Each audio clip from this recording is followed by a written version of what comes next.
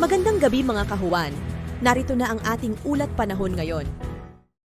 Intertropical Convergence Zone o ITCZ nakakaapekto ngayon sa bahagi ng Southern Mindanao pati na rin sa Palawan na kung saan ngayong gabi inaasahan natin na magdadala ito ng mga kalat-kalat na pag-ulan, mga pagkidlat at pagkulog lalo na nga po sa bahagi ng Palawan, Zamboanga Peninsula, Bangsamoro pati na rin sa Surigtan, Kudarat at sa Sarangani. Kaya doble ingat po sa ating mga kababayan dyan dahil posible po yung malakas na buhos ng pag-ulan. Kaya ingat po tayo sa posibilidad ng mga pagbaha at mga pagguho ng lupa.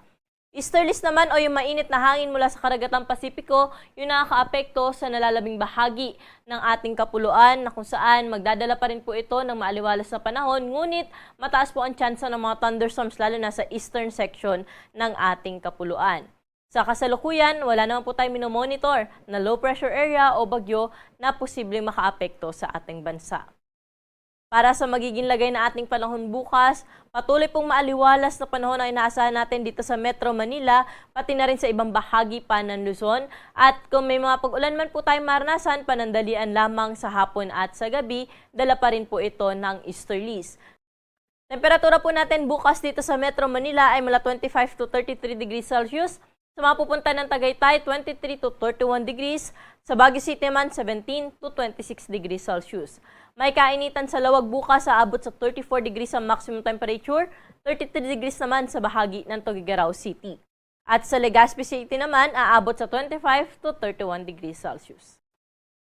Dumako naman po tayo sa Puerto Princesa at sa Kalayaan Islands na kung saan nasa around 26 to 32 degrees ang agwat ng temperatura.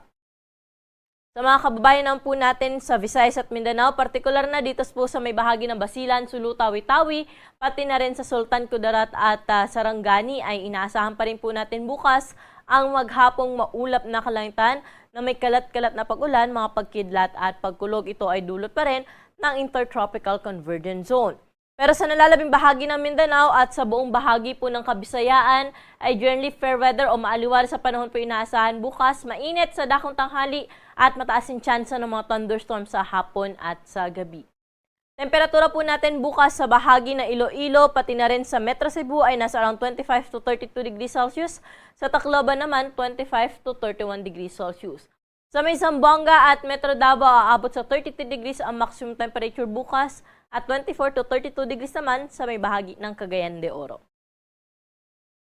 Sa mga kababayan naman po natin na maglalayag, wala tayong gale warning na nakataas sa anumang baybayin na ating karagatan. Ngunit pinag-iingat pa rin po natin yung ating mga kababayan na maglalayag sa may baybayin ng Northern Luzon area dahil posible pa rin po dyan yung moderate to rough na sea condition. Pero sa nalalabing baybayin po na ating karagatan ay magiging banayad hanggang sa katamtaman lamang ang mga pag-alon.